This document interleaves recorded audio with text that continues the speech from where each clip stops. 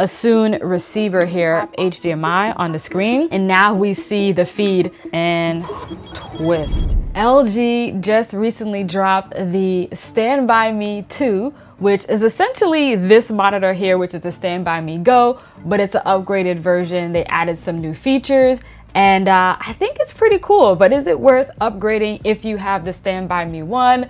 Let's talk about it. Let's see what the new one has to offer. This right here, of course, is the first version, the StandbyMe Go.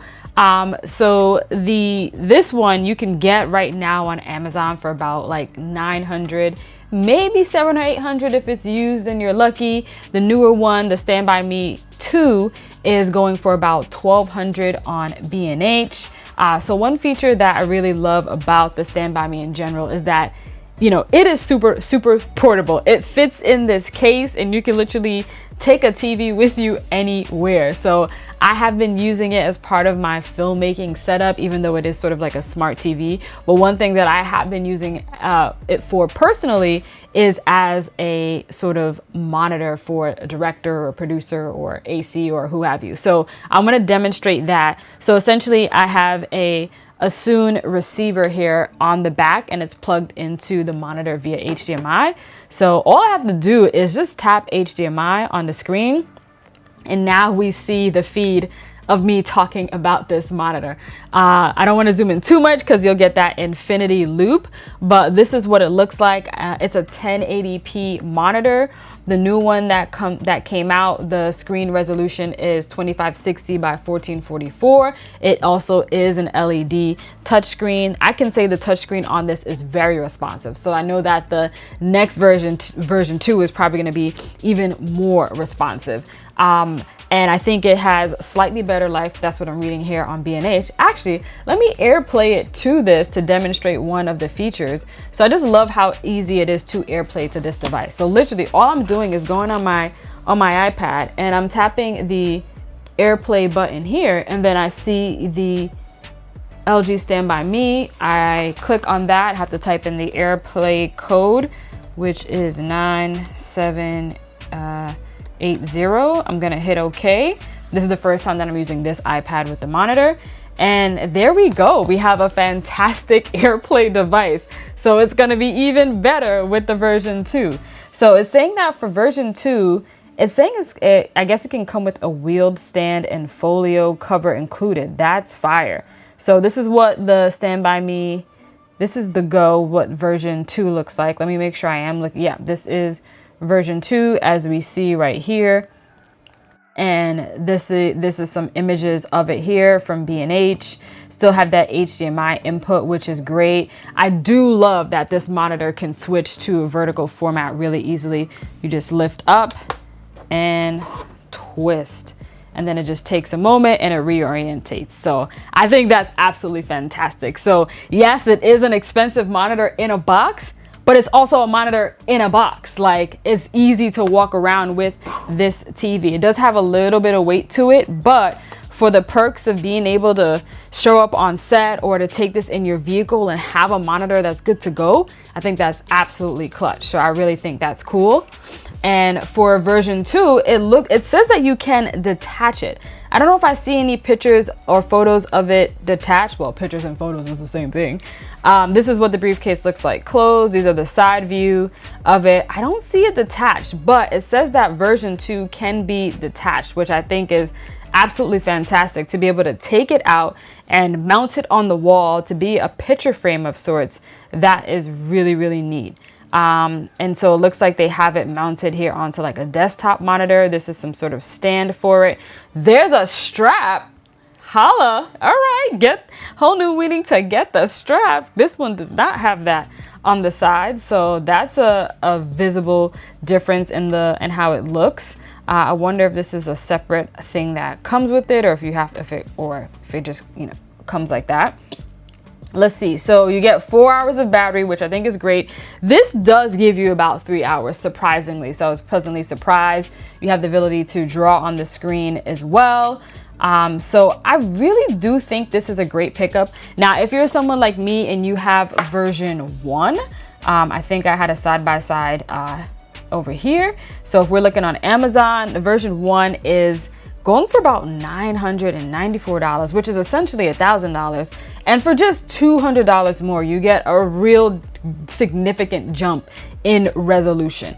So I think if you're jumping in and you don't have one at all, definitely go for the StandbyMe 2. If you have one, I don't know that it's necessary to make the jump. For me, the 1080p is good enough. It's great. The image quality on it looks really, really good. I have never complained like, I need more. But if I had to get it from jump, I'd probably get the version 2.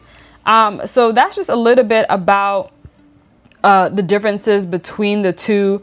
I definitely think this is just, you know, a nice to have item, but there are practical uses for it, like I shared, where I was actually showing you the screen.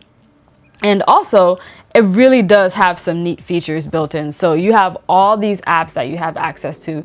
So I did sign into Hulu already, and it does connect via Wi-Fi to your network, of course. This, I think I have to use the remote for, so I'll hit OK on that, and it loads like it would load on Apple TV. And oh, I have to use the remote for this, but yeah, I can just kind of navigate and watch some shows. I am watching Reasonable Doubt. So good. Love that show. All right, let's back out of here. Let's go back to the home.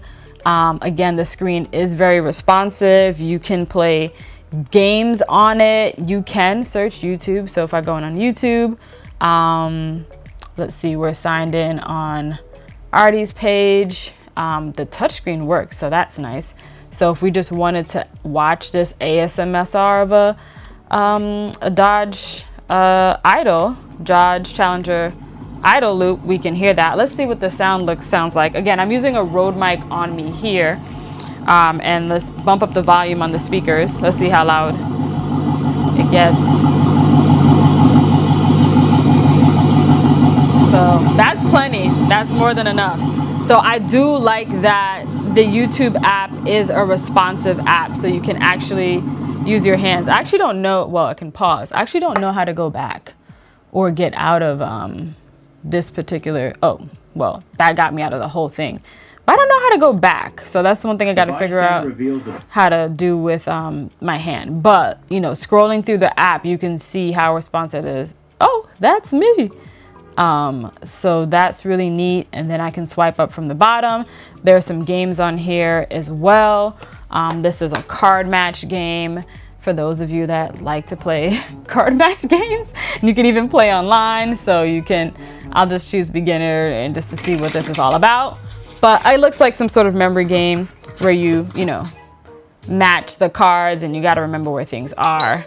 So let's just see how responsive that is. Yeah, super responsive again. What other features on here that are worth mentioning? So again, we have the AirPlay.